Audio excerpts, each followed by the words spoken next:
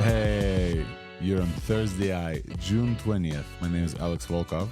I'm an AI evangelist with Weights and Biases, and I'm here every week to tell you about what happened in the world of AI.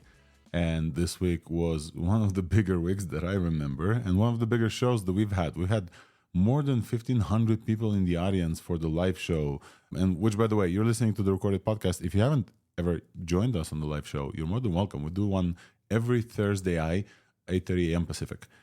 And today on the show, we've had just multiple topics. I was afraid we won't be able to cover all of them, but somehow we did. So here we go. This is everything we've talked about on ThursdAI on June 20th. We started the show with breaking news from Anthropic. Anthropic decided an hour before the show to mix up my whole show and release Claude Sonnet 3.5. Claude Sonnet was previously the middle child between Claude Haiku, which is fast and cheap, and Claude Opus, which was very smart and slower and expensive, and now released Sonnet 3.5, which is now beating GPT-4o on multiple benchmarks and is now probably the best LLM out there.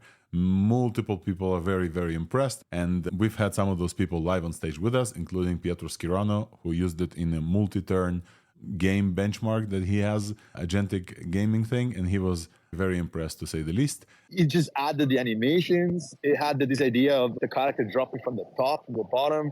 It made the legs of the character moving, like the proportions are right. There's like a lot of things that I saw that I had never seen before in terms of like creativity and like how much of the model actually put some of his own understanding into your request. This model costs $3 per million input tokens and $15 per million output tokens, so undercutting GPT-4o pricing by a few dollars per million input tokens. And it's the first release in the 3.5 family. They announced that it has improved vision capabilities and outscoring Claude Opus across all standard vision benchmarks. So this model is actually better at vision than Claude Opus as well, and it beats GPT-4, Turbo, and Opus on multiple benchmarks.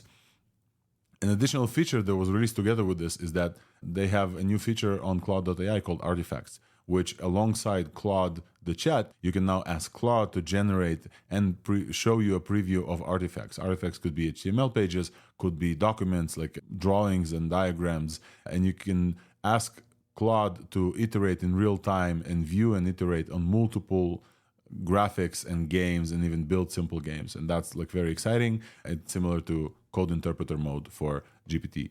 Very exciting release from Anthropic just an hour before the show, so we spent quite a lot of time speaking about this.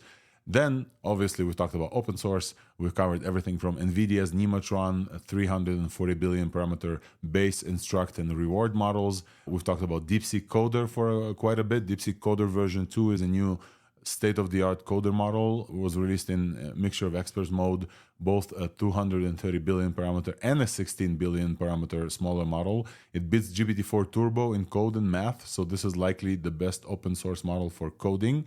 It supports 338 programming languages with 128,000 tokens in context length. And it's very good at code editing as well as code writing. And they launched an API service as well with a ridiculously cheap 14 cents per million input tokens and 28 cents per output tokens. Incredible work from the folks at DeepSeek as well. Metafair gave us a multimodal input and output models called Chameleon, 7 billion and 34 billion parameter language models that they support text and images in one transformer, which means that this one model can understand text and images and also generate text and images from that one understanding. However, they clipped it, and due to safety reasons, they didn't give us the ability to generate images, which is sad, but they did give us a preview and it looks quite incredible. We also mentioned that DeepSeek Coder was evaluated on a new benchmark called Big Code Bench, which is an attempt to replace the human eval one that we've come to say that it's a flawed benchmark. And we had a chat with the maintainer Terry Yuju from Big Code Project, and that's a collaboration with Hugging Face as well. And we had a conversation with Terry about what Big Code Bench is, and it's a more than 1,000 function level tasks that are hard to create but fast for us to run and actually execute. So a great conversation with Terry on this, and a shout out for them for this effort. And DeepSeek and probably other models are able to get evaluated on this new benchmark as well. We also mentioned the LLMs arena is now supporting image inputs. So expect to get better understanding of how vision models or VLMs perform on LLMs arena. Obviously, big companies, LLMs, and APIs. We also mentioned that Google released context caching with Gemini Pro and Gemini Flash. Context caching is the ability to have long context windows cached to some extent and reducing cost and latency. So now that's in production. And we also had to talk about Ilya Sutskever, previously chief scientist in OpenAI and co-founder, starting a new company called SSI Inc., which stands for Safe Superintelligence. So not even talking about AGI anymore. Ilya is talking about straight shot to superintelligence, which is what happens when AGI replaces AI researchers and starts building the next level of intelligence. He is co-founding this with Daniel Levy, previously from OpenAI and a PhD from Stanford, and Daniel Gross, a very prolific AI investor and previously leading AI at Apple and Y Combinator as well, and investing with Nat Friedman. We also mentioned that NVIDIA, besides releasing Nemotron for us, they also became the biggest company in the world by market cap. In this week's Buzz, the category where I cover everything related to weights and biases, I mentioned that correlated to the release with Anthropic, but not coordinated, Weights and Biases Weave, the product that is LLM Ops, tracking and evaluating your LLMs in production that we have, now supports Anthropic's SDK out of the box. So it's literally just one line of code to get started tracking and evaluating your Anthropic Claude SDK. And so if you want to switch from Opus or Haiku, for example, to this new 3.5 Sonnet, we got you. So use Weave for that, and you will do this with confidence on production.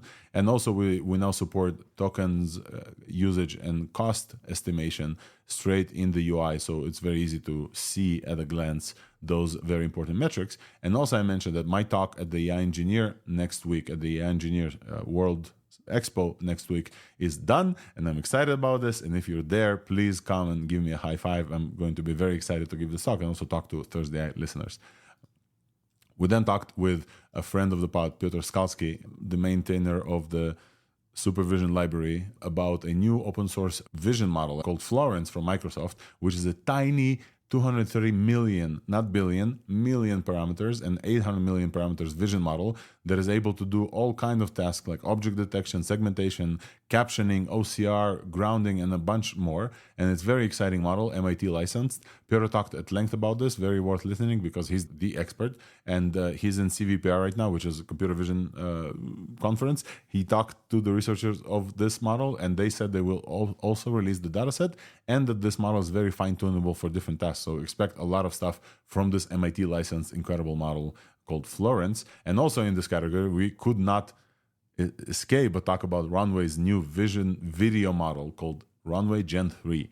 After weeks of getting new video models like Kling and Dream Machine from Luma last week, we now got a video model from an actual video model company called Runway. Gen 3 looks incredible. It's their latest Sora competing video model. Looks like Sora, supports text to video, image to video, and video to video in painting, which is incredible, including support for their lip syncing features and other tools like Motion Brush that Runway has, which is incredible. And supporting to this and showing a glimpse of the future of production, Google released something called video to audio, which you can provide video clips into and will generate acoustics of that scene and accompanying on-screen action sounds, which sounds very impressive, but it's only a preview of that.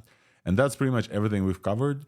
For the next 2 hours, I will do everything in chapters so you can listen to everything. If you're not subscribed to the newsletter, sometimes it's easy to listen and have all the links in one place. And with that, here's the rest of the show. And we now have breaking news to talk about. AI breaking news coming at you only on ThursdAI. All right, folks. The breakiest of breaking news. Actually, not true. The breakiest of breaking news is when Junyang Lin from the Alibaba Qwen team comes up on stage and says, "Hey, everyone, we're announcing Qwen 2 live on stage on ThursdAI." That's the breakiest of breaking news. But that happened 3 weeks ago or whatever. Now we have breaking news just an hour before the show. Anthropic, the kind of number, I don't even know where they are now, announced Claude Sonnet 3.5, which is now probably based on at least some benchmarks, the best performing LLM that's available to us, mere humans, not sitting in frontier labs behind and getting access to pre-release software. Claude Sonnet 3.5 is beating GPT-4o on multiple benchmarks, which is quite incredible. GPT-4o was the top performing model from the spring release just a month and a half ago. It's really hard to keep track because every few weeks we're getting a few new models and folks are playing around with this. And I don't know, folks on stage probably behind the scenes already playing around with this as well. Claude 3.5 Sonnet is Anthropic's most intelligent model that they've released so far. And it's priced the same as Sonnet from before. Sonnet from before was the middle child that everybody kind of forgot because of the three models that Anthropic released us at Claude 3, Opus was by far the biggest and kind of the most expensive, but the most smart. Claude Haiku was the fastest and the cheapest. So like definitely for most of the tasks, you would choose Haiku for many things. And Sonnet was the middle child that you weren't like really sure what to use it for. Maybe that was like my impression. That's definitely the impression that I got from multiple folks. And then now Sonnet is oh no. And for a second there, Claude Sonnet was also the Golden Gate Claude as well. They did the brain manipulation on the middle child as well. And we got Golden Gate Claude. And now Claude Sonnet is the best and the one they sent to college, the best and smartest Claude yet, with $3 per million input tokens. This is a model that beats GPT-4o.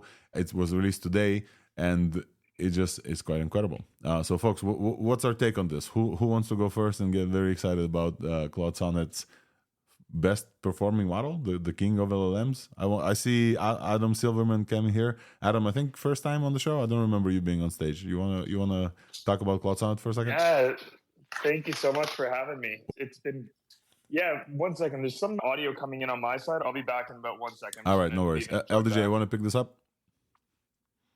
Yeah, sure. It seems really interesting. I haven't gotten a chance to try it out yet, but based on people's reactions, actually, I think also Pietro, I think he should probably come up and I'll see if he can, but he has been using it with some agent systems, and he showed a video of, actually I could pin this to the billboard, I think. Yes, please, yeah. He shared a video of somebody making a game, I think it was him, with this agent framework called Maestro that Pietro made.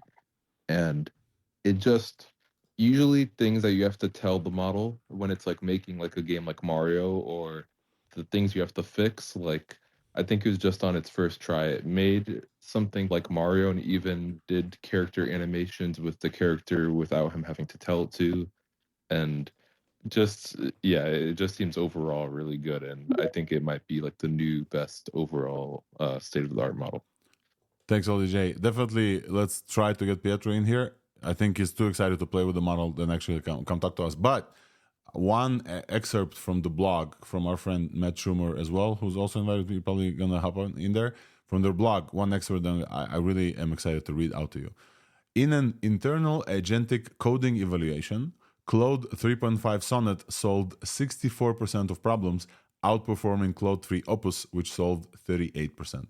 So 64% versus Claude Opus, which we know is great, solving 38%, which is just a ridiculous jump in capabilities on agentic coding evals, internal agentic coding evals. Now, I don't know what those agentic coding evals are. I have to go into the blog and click and kind of read through this, but I just wanted to read this out because to me, this is just almost a 2x jump in like agentic stuff. And we know that sometimes the jump in capabilities that we see on the standard benchmarks, we just had Terry on here. We know the human eval and the MMLU and like different benchmarks, they're standard. They're not like the best. We keep talking with folks who create like different benchmarks from week to week. The standard ones, for some reason, that the foundation labs are indexing on and releasing, they're not the best. We know the agentic is very important as well. Adam, maybe we should cover this a little bit with you guys as well. But this jump is quite incredible to me. I also want to welcome Scott from the Weights and Biases team. Scott, what's your reaction to this Sonnet thing? Super quick.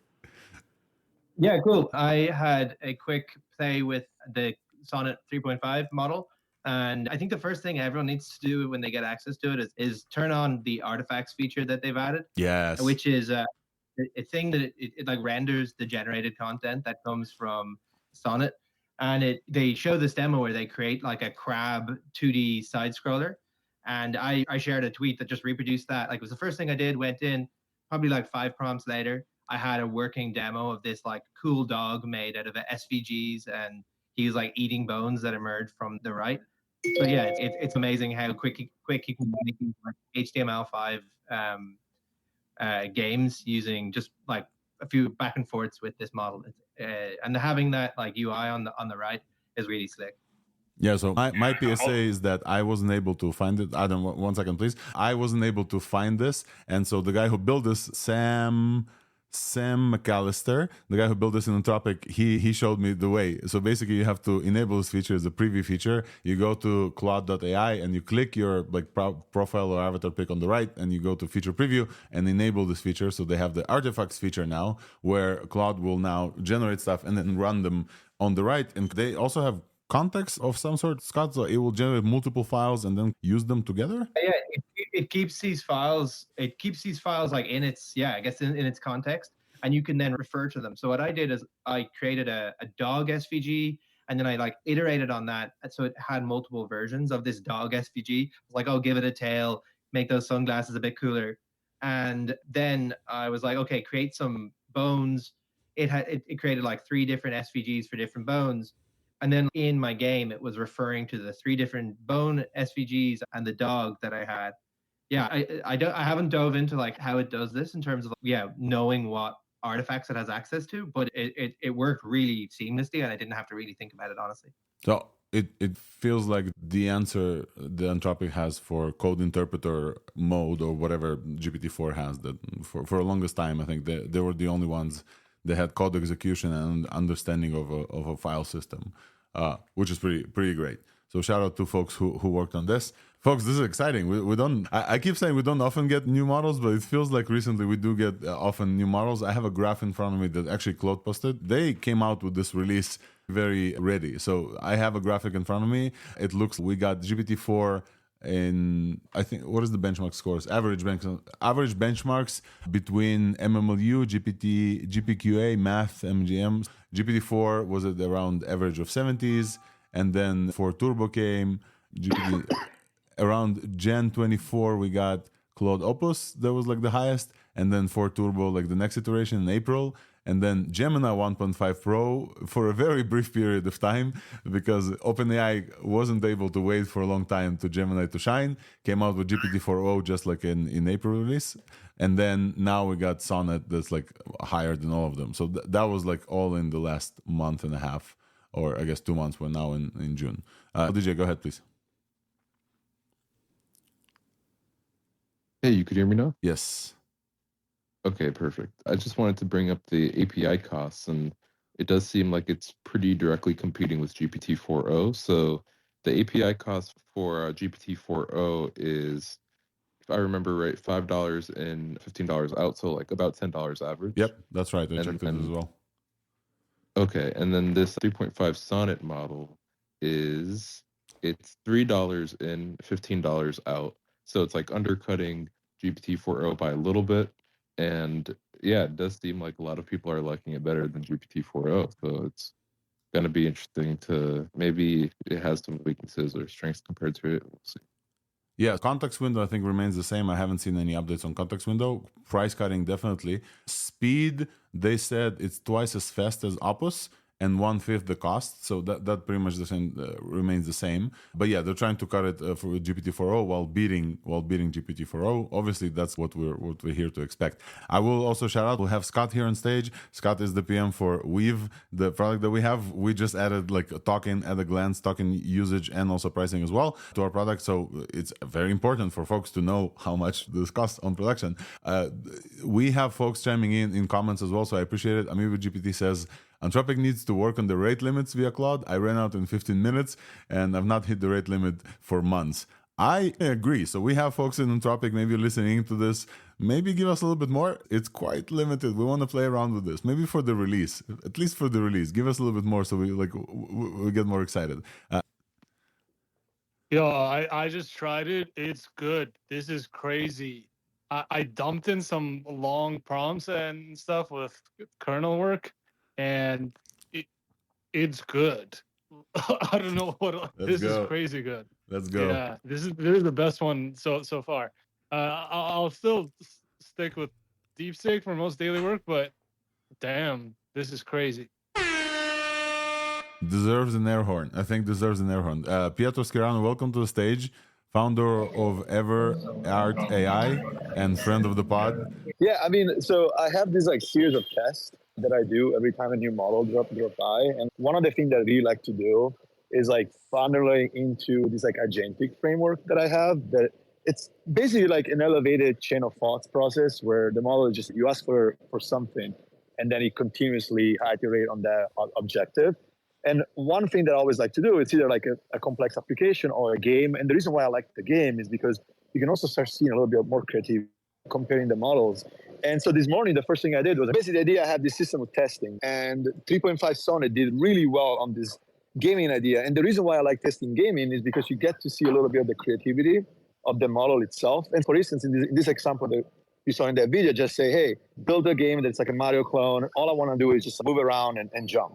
And it just added the animations. It had this idea of the character dropping from the top to the bottom. It made the legs of the character moving, like the proportions are right. There's like a lot of things that I saw that I had never seen before in terms of like creativity and like how much of the model actually put some of his own understanding into your request. Because, and especially like all the other models I tested before, like Gemini and GPT-4o, like all those models always fail this task. Like this idea of give me a full game. It's either that you get the layout, you get the characters, but you can't move the characters, or it just doesn't work, for lack of better words. And this one really blew me. I remember I was like recording because it was like also the first time I was testing it. So I was like, okay, let me do this video. I started recording and I see the result, and I'm not gonna lie, I was just like shaking. Like I had like goosebumps because I'm like, what is going on? This is like really, really good. And so I'm excited about this model. I think the fact that it's like as cheap as the old Sonnet, twice as fast, I think that's amazing.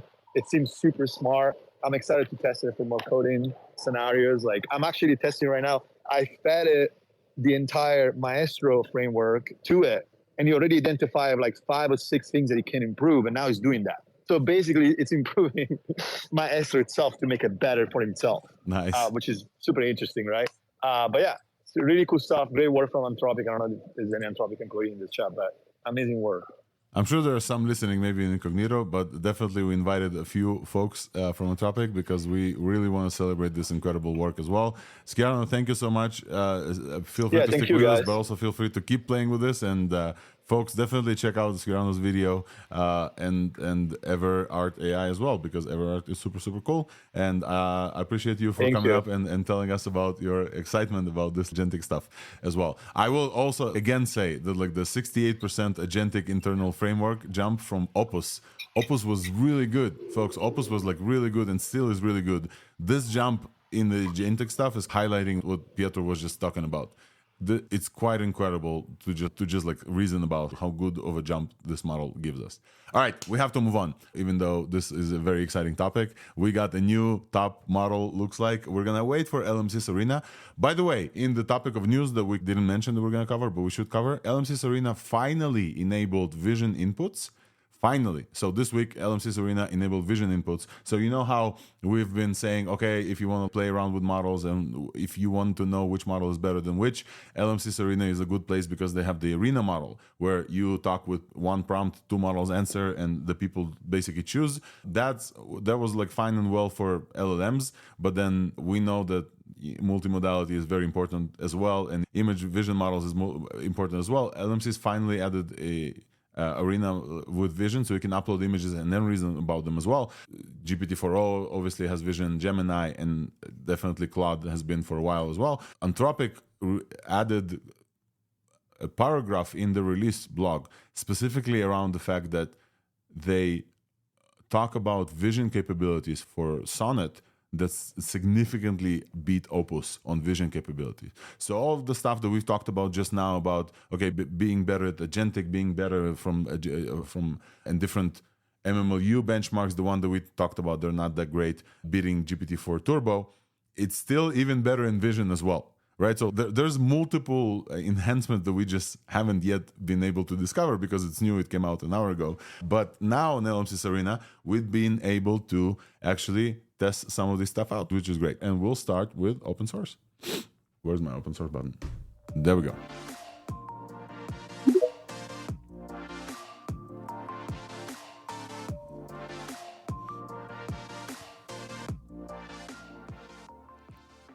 Open source AI, let's get it started. I think we'll start with Nemotron. Folks, what do we have to say about Nemotron? Nemotron from NVIDIA, from all places. NVIDIA, the biggest company in the world, which we'll mention later, gave us a chunker at 340 billion parameters, not something I personally can run on my local machine. 3 models, a base, instruct, and a reward model, a model that can generate synthetic stuff. I think the interesting things I'll cover super quick, and then Anist and Yam, feel free, and other folks, feel free to raise your hands as well. LDJ, I see you for some reason dropping off and coming back. Feel free to come back as well. 9 trillion tokens in the training dataset. It was trained under the codename June chatbot on LLMs. We were all wondering what that is. 98% synthetic data for the instruct model. So 98% synthetic data. Isn't that crazy? Apache 2 licensed, and they use group query attention and rope embeddings. Shout out to the rope folks that we know and love. And what else? They released the reward model, and now it ranks #1 on reward bench. So reward model is used to build better datasets, I'm assuming. Would love to hear from you folks about Nemotron and how cool this is. I think, Kyle, do you have a comment about the Nemotron, or were you just like excited to just have it? Oh, yeah. The reason I was excited about it, I don't think it doesn't seem that much better than other models, but it's just fully commercially licensed, and that's a big deal for some people in some applications. So you can use it for anything. You can use it to create training data without any concerns on that front. So that's pretty exciting. I agree. I think one of the things we should mention is that the reward function and the creation of the synthetic data function, I think, is very important for folks who will be able finally to run this. Apache 2 license, so very close to Apache 2, and it's focused on rewarding different data sets and also generating synthetic data. And just the fact that it almost 100% trained on synthetic data, and the instruct version gets such high scores, I think it's just like a huge testament for synthetic data sets. LDJ, you want to comment on some of the synthetic data set stuff, given the success of some of your data sets from the past? Yeah, and thanks for having me on. I think it would be really interesting to generate data with it, but yeah, I haven't extensively tried it out myself with trying to generate data, but specifically for the reward model, that could be really big for just like a lot of different data sets on Hugging Face that aren't really compatible with like RLHF type training methods. And you need to generate labeling data for those where you're ranking certain things as worse or better. And maybe this reward model could be really good, especially for that. And yeah, so I guess we'll see what people end up doing with it. Awesome. Thank you for chiming in, and thank you for coming on the show. Right, moving on to the biggest probably open source LLM news from this week is DeepSeek Coder V2. DeepSeek Coder, with DeepSeek Coder, the previous version was like for the longest time one of the best coding open source models out there, and they came out of the gate with a 230 billion parameter MOE model. And they also have what they call like a lighter version, the 16 billion parameter model. It's available. I looked up at the license, and I think the license is like open source, but I'm not sure exactly which one, Apache or MIT or whatever. Anybody know off the bat like which license this is? And if not, we'll find out. But it beats GPT-4 Turbo on code and math, which just on its own is quite incredible. And Big Code Bench, which we'll talk about, is its second overall in the Big Code Bench release, which is great. Supports 338 programming languages with a very new and updated 128 context length. This is an incredible release, folks. It's not every day that we have like a GPT-4 Turbo beating model in the open source. This is now this is now the top coding model in the world. Definitely the top coding open source in the world. We had CodeStroll before. We had obviously Llama and different things. DeepSeek also released an API service with this. An API service is also a thing to talk about, right? We're focusing on open source, but they're trying to undercut everybody else because they're offering this level of quality, at least on coding, at 14 cents per million input tokens. 14 cents. Just for comparison, Claude Opus, I want to say, costs 35 cents. Claude Haiku, the cheapest and fastest version of Claude, costs 35 cents, and this model beats GPT-4 Turbo and Opus. And I'm confusing my O's here. Sorry, I'm getting too excited.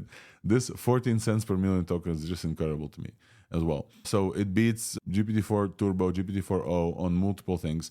If you guys remember last time we've talked about folks beating the SWE-bench score, we've talked about Aider. Aider, kind of one of those automatic agent coders.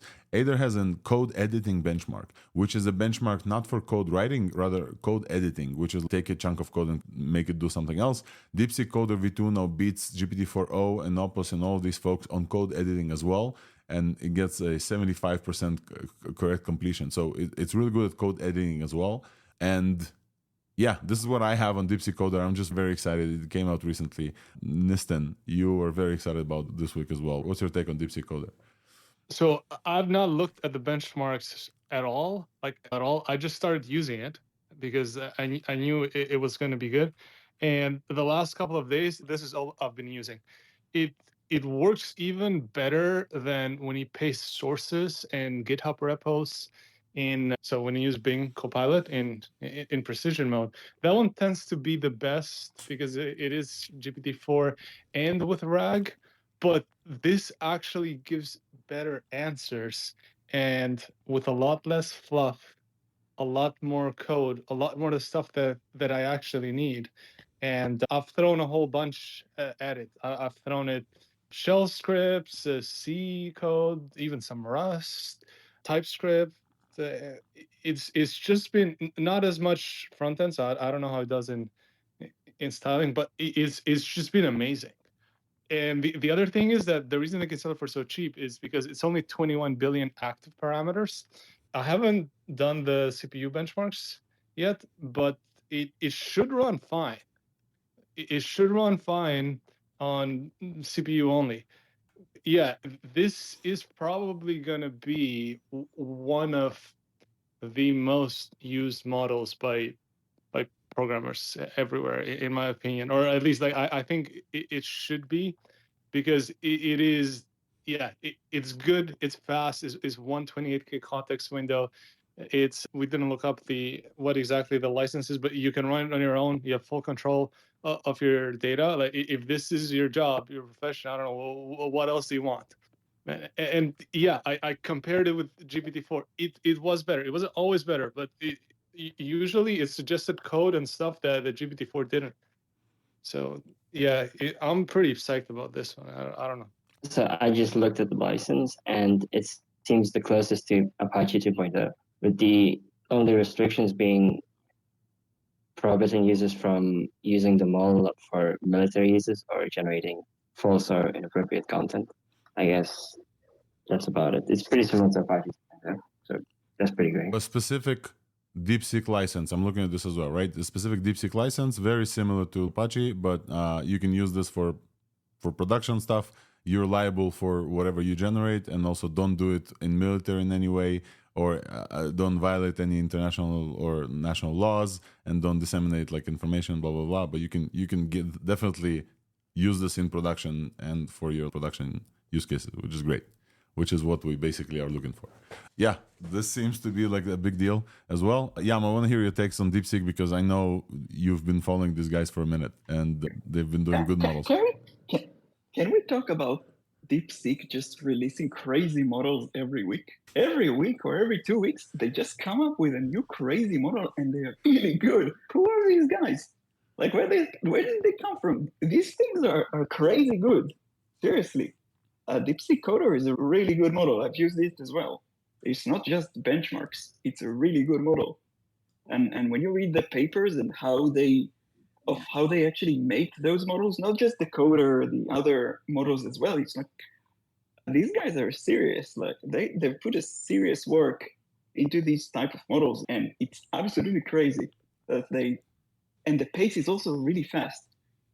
I think 2 weeks ago, or maybe 3 weeks ago, but something like this, okay? We got another really good model from DeepSeek. It's so fast and so good, and everything is open. It's just crazy. It's amazing, seriously. I think And that was like it's really cool to see. Yeah. that was just like the regular DeepSeek, right? DeepSeek 2, not the coder version, just like DeepSeek 2 back then. Yeah, it's also a really good model, and there is a lot of research going on to get to this point. No, they're not just standard. That's what I want to say. It's not just a standard off-the-shelf transformer with tons of data and go on, have fun with it. There is a lot going on behind the scenes, and everything is detailed in the papers for you to read, which in the market of today, having details in the paper is notable, you can say. Not all papers have all the details, and they do provide the details. Yeah, respectable. So absolutely amazing. Yeah, and just the fact that beating GPT-4 Turbo on human eval, even though we know the human eval is not like the best score at this point, and also like talking about this, we also have like live code bench and we have different other like benchmarks, but just beating GPT-4 Turbo with an open model that you guys can put on production, it's quite incredible. Yes, I want to add a person here, a new friend of mine, Terry. Welcome. While Terry comes up, I will tell you that one of the scores that DeepSeek came out with is DeepSeek Coder V2 is second overall on Big Code Bench. Big Code Bench is the next thing that I want to talk about. But as always, one of the biggest preferences is when ThursdAI is the stage where people announce new things that I talk about. So I want to say hi to Terry. Terry, welcome. Oh yeah, definitely. So I'm Terry. So leading the work of Big Code Bench, also have like joint efforts of building previous models from like Big Code models, like the stock coder 1, 2, and also Octopack, or also the standard coders. So basically, I'm actively contributing to these kind of open source models of data. I do want to talk about Big Code Bench, but also we have a lot of stuff to cover. Talk about Big Code Bench, please. It's a new benchmark that is aiming to replace human eval, because human eval is not that good at understanding what code models are doing at this time, right? Is that what I'm understanding? Yeah. Tell us about this. Yeah, so I just want to highlight two features. So about the Big Code Bench, why it is important. So who may want to use it? So people care about to use function call and APIs, whatever they call it. So basically, Cohere also released a multi-step tool used this week. And what we focus is the multi-step code functions. So it will make models to use function calls from diverse libraries in an open-ended manners. So just like what we did in the real-world programming. So it definitely, we involved a lot of different APIs from the libraries to make our programs work. So the second thing is about instruction following. So when I was chatting with the other companies, they really want to make their models follow extremely complex instructions. So Google released the Evo bench before, so now new models are reporting the performance on it. So Big Code Bench is like also designed for models to handle complex instructions, but it's just way more complex than the previous IFEvo. So it's designed specifically for the specific coding requirements. That's great. I read something like you have like more than 1,000 function level tasks, something like this. Is it all Python? Can you speak about the mixture of like languages in there? Like we definitely, like the first version is for Python only, but we are eager to build like multiple like programming language versions. So specifically extending to Java, C, C++, or whatever the other language people are using these days. So like we have a group of people like also interested in building with us, trying to build really good benchmarks for coding specifically. And one of the things people are now using is just a function level because it's easy to use, right? So it is quick to evolve because, and also it's execution based.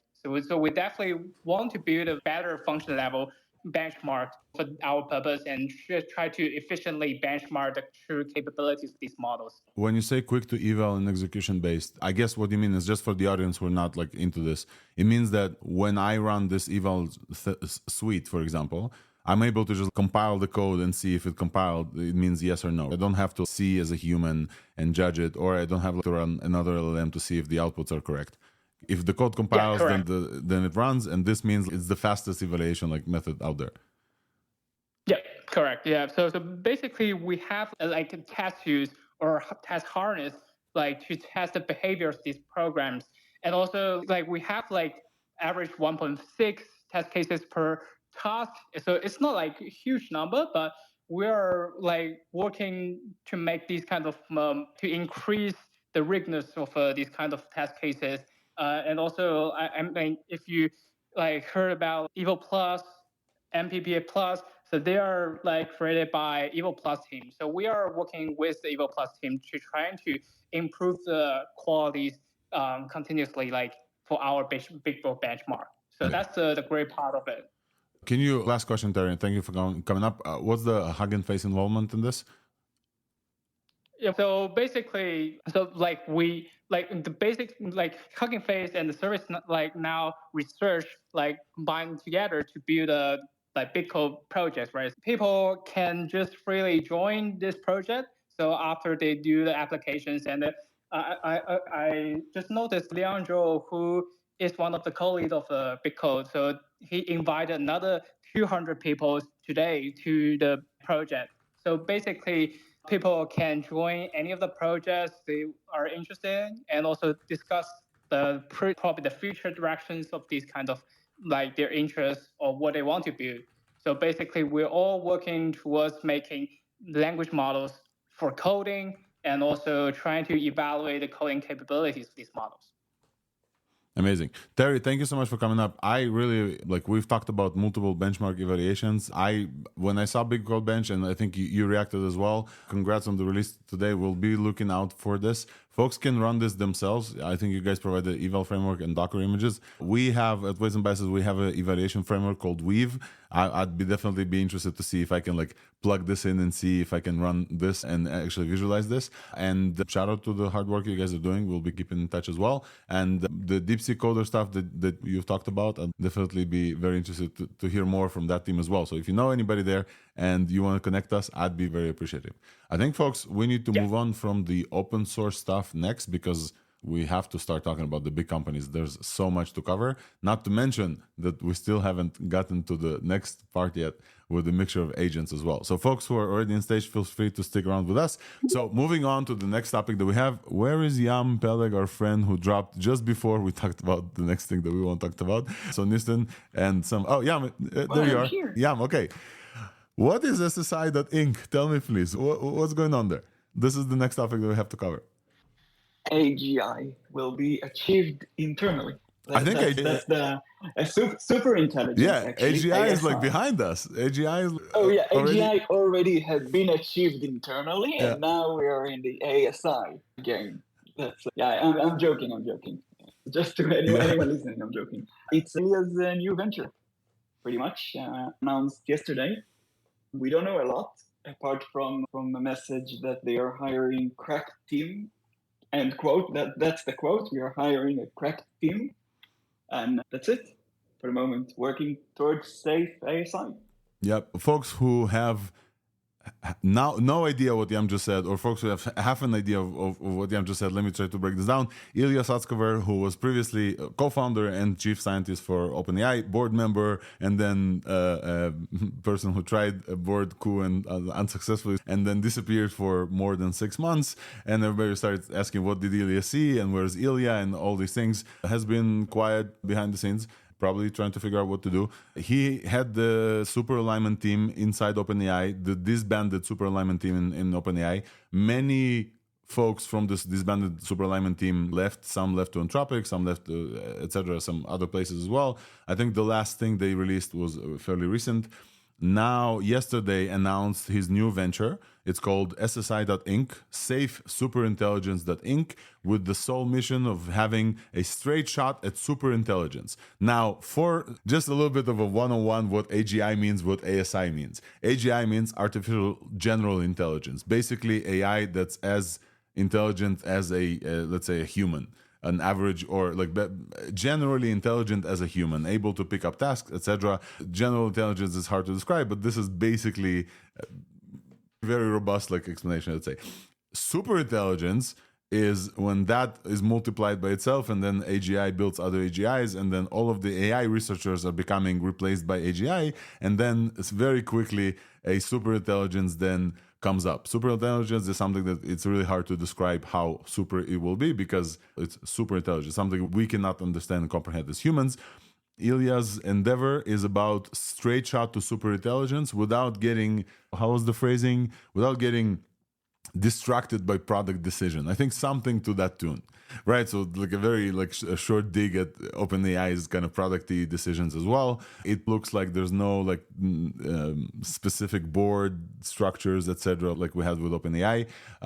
He co-founded this with two other folks, Daniel Levy, also previously from OpenAI, and also Daniel Gross, you may know because he invested pretty much in everything AI related. He was in Y Combinator, he headed AI at Apple, and he invests with Nat Friedman in multiple startups, so AI Grant, and also they did GPU List and like a bunch of other stuff as well. And I think the last thing that I remember off the top of my head, I don't read this from the list, I was just like very excited to research this thing, is that they will have offices in Palo Alto and in Tel Aviv as well, and they're looking for a crack team, like Yam said as well.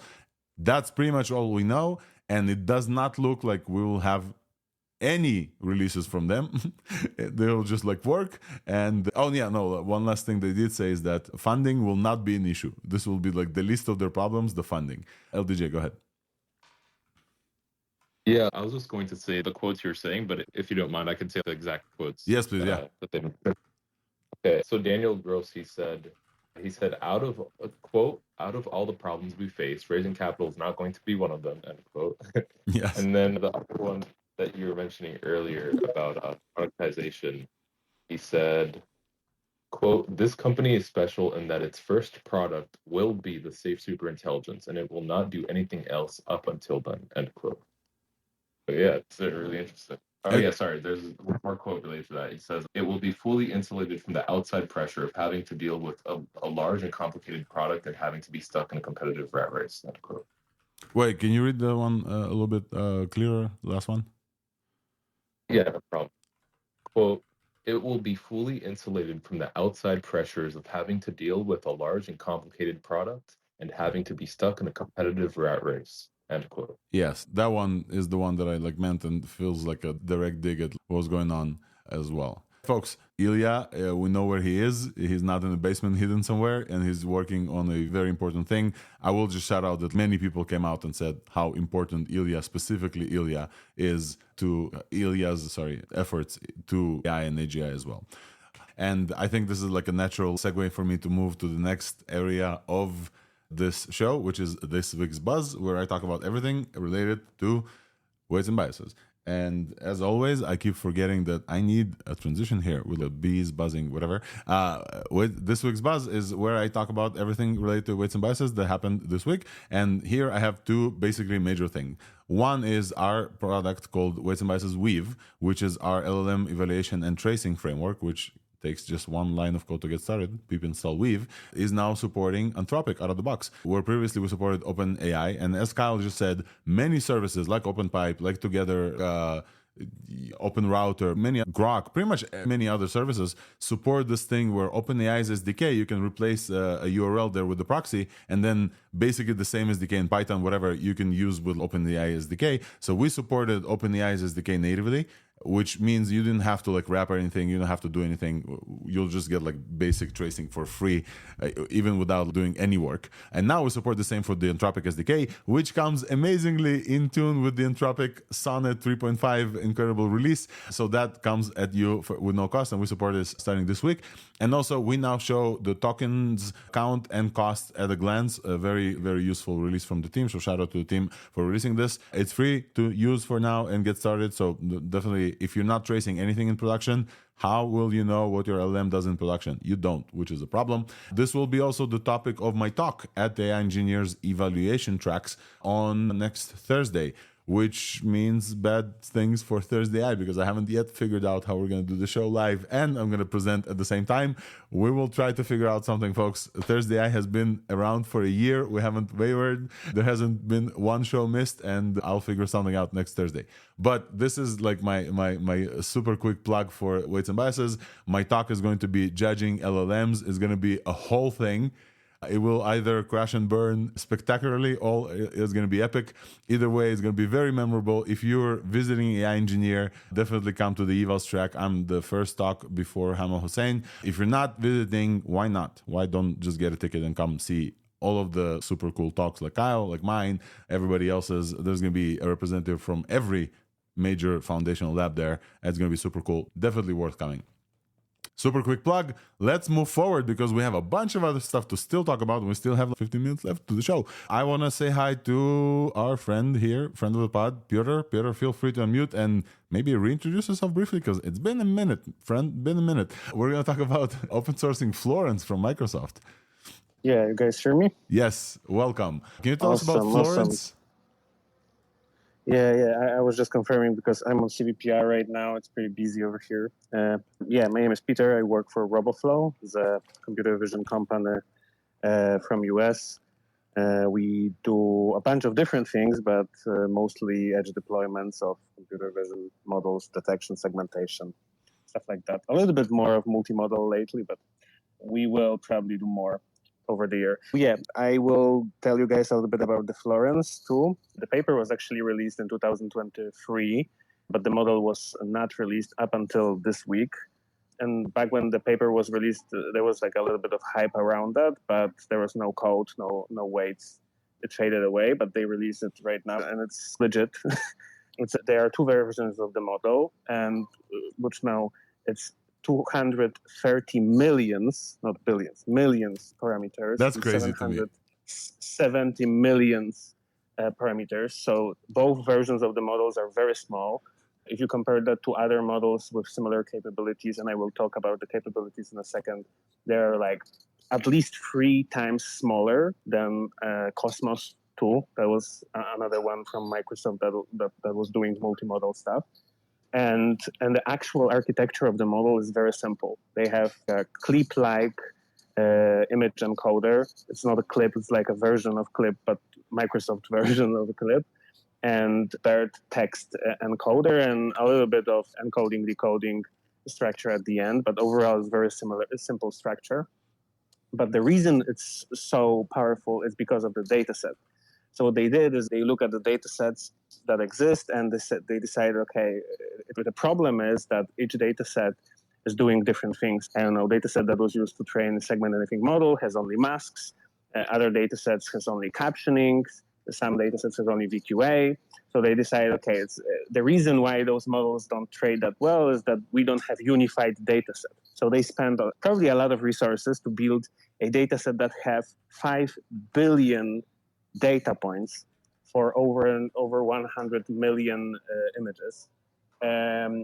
They use off-the-shelf, available in Azure Cloud, specialized models to auto-annotate those images. So they pretty much have boxes, masks, different levels of captioning for every bounding box, grounding, all sorts of different stuff. Yeah. Over 10 tasks that they support. And like I said, they use very simple architecture, but they have very powerful data set. Once again, we all know that architecture matters, but as long as you have more powerful data set, you will probably end up with better model.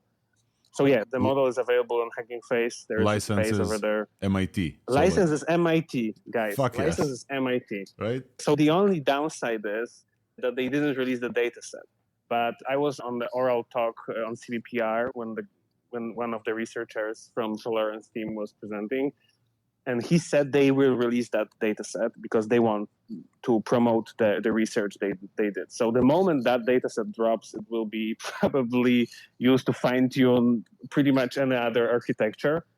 But the weights are there for now. I didn't yet figure out how to fine-tune it because I don't have time to do that, but I was speaking with the guy yesterday, and he said it is possible to fine-tune. And the cool thing is that you can fine-tune without having all of those information. So you could take your images and, let's say, only bounding boxes, and the outcome of that fine-tune would put all of those extra capabilities on top of those bounding boxes at the very end.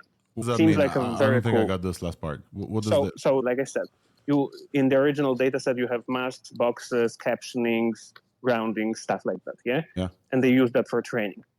What I was afraid is that I would need to have all of those information for my images to fine-tune. But he said, no, you could, for example, only have images and boxes. And when you fine-tune and you infer for segmentation, it would still work. So you could have all your boxes, fine-tune only with boxes, but then you could ask for segmentations for those new objects, and you would still get them, or ask for captioning that would include those new objects, and you would still get them. Wow. You get that right now? Yeah. So No, that would be awesome, because you could get all of those additional tasks for free when you only have a fraction of the information that they provided during the training. that's incredible. So that would be pretty sick. Yeah. Peter, Pretty thank sick. you so much. I always, as always, I really appreciate your time here at on ThursdAI because of the depth of knowledge. I think the one thing that you didn't mention, and folks should definitely know, that you're also the author of Supervision Library, which is one of the best libraries open source to do these type of tasks that kind of supports pretty much all of the. Yeah, we will add a connector to Florence probably by the end of the week. So Supervision is the tool that people will use to use these capabilities, like the boxing and the tracking. Exactly. And the object If you would like to grounding. build something on top of that model, then it's pretty useful. This is super great. And the size of the model seems like you would be able to run it on mobile devices, which is also pretty awesome if you think about it. The way. Okay. Yeah, thank you. Anything else you want to add before you have to drop? Because I know it's probably. No, I probably need to go in 5 minutes because the another session is starting. But yeah, thanks for having me. I appreciate you, Peter. Thank you for hopping up. Actually, CVPR is in Seattle, so it's not super late. But yeah, thank you. Go enjoy your next session, folks. Give Peter a follow. And then the one thing that I want to add from where I'm sitting on is that the size of this model will probably mean a lot for open source vision models, like the stuff that we saw from Moondream and like the stuff we saw from Nistan. You want to chime in on this super quick? Like 230 million parameter or 800 million parameter. That's like new eyes for open source models that we can like add to Phi or something and get like a super smart vision model in the open source. This is going straight to prod, straight to production. Right? I'm just gonna grab whatever Peter puts out, and it's just going. It's going straight in. It looks like it's going to be very fast. It's less than a 1B. It should run on CPUs. Yeah. There's MIT a license classifier as model well. there. Yep. MIT license. You don't even have to. You don't have to worry too much about naming it Llama 3 something. Yeah, this is fantastic. Fantastic. It's like the amount of stuff from people growing herbs in their garden or other people automating UIs. There's an endless amount of stuff you could use this for. Probably robotics as well, running on the actual robot as well. Folks, we have to move on because we have 3 major things yet to cover and we're almost at time. And as I said, it's been like a packed show. Now, the next thing that we have to talk about super quick is Runway Gen 3. As you may have remembered, we've talked about Sora when Sora came out and broke our collective minds like super quick, and then nothing. And basically just like a trickle of videos from the Sora team and no updates. And then there was like this one video of Mira Murati not saying they didn't train on anything like YouTube with the face, but basically no updates from Sora or when they're going to actually release this. And then something from Google as well, that they have like a video model, but also no release or anything. Then a few weeks ago, Kling from a Chinese company, name of which escapes me and I don't remember, which looked cool, only like 3 to 5 seconds. And then many people started getting access to this. Then we got our friends at Luma release a video model with open access that we all could have used. It's called Dream Machine and looks very cool. We all played with it. And this week on Monday, Runway ML, a company that is building video models and been in this race for a while, and everybody been asking like, where's Runway when Sora was released? And bye-bye. Runway said, no, bye-bye. We're here. We've been training this like incredible model. We've just like, we've been waiting to actually clean this up before we're going to show this to you. But also, not only we're having this like version 3 of our model, we also have all these tools. So Runway Gen 3 was released, and I'm just going to pin a few videos of this from the CEO, Cristobal Valenzuela, I think is his name. Cristobal Valenzuela. The videos of some of the stuff, it just looks incredible. Now, what's the most incredible thing is it looks like smaller model than Sora. And the reason I say this is because just like some people were taking requests and they generated like a little bit faster. This video model, first of all, personally, without offending anyone, this looks better than Luma. Dream Machine. It looks maybe a little bit bigger, maybe the quality. Runway has been doing video for a while. Maybe it's like a little bit new for Luma. This looks closer to Sora than anything I've seen.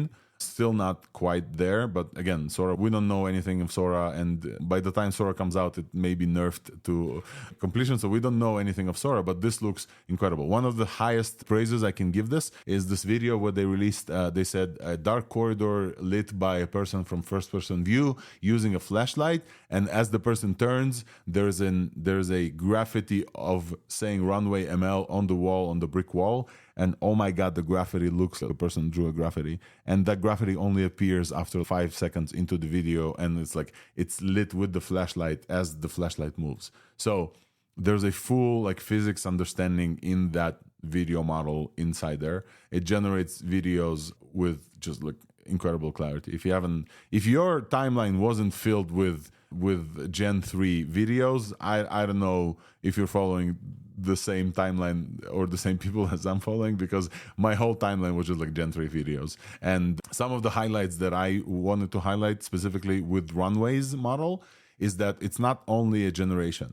By the way, just a shout out to Luma as well. They're not resting on their laurels. They have added extension as well. So you can generate one video and then extend that video with another video. So shout out to Luma's Dream Machine as well. Runway specifically has been in this game for a minute, right? The company around for 6 years.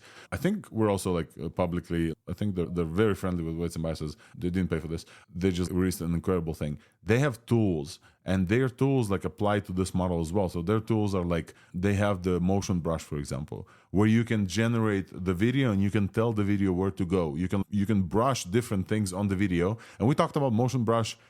I don't know, Nista, if you remember, we talked about motion brush as a tool maybe 8 months ago, 9 months ago, and they released it in Gen 2. You can just upload an image, and then on the image, with different colors, say, okay, the eyes go this way, the hands go that way, and then their model will understand the intent of the creator, which gives a lot of power to the director, if you will. If we're in directors now, all of us are directors now. With LLMs, we're writers and composers. Now we're directors.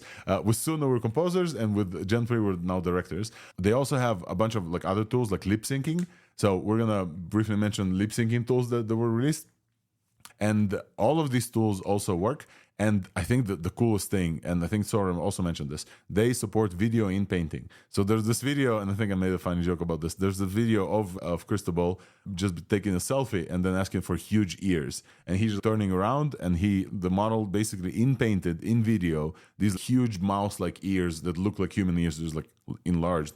And it's basically as effects, special effects type thing, straight from the model. And I'm just I'm fully blown away. And these videos look incredible, have physics. I don't know, folks, if you have reactions on the stage, if you want to react to Gen 3, super quick, feel free. And if not, we will talk about the next thing.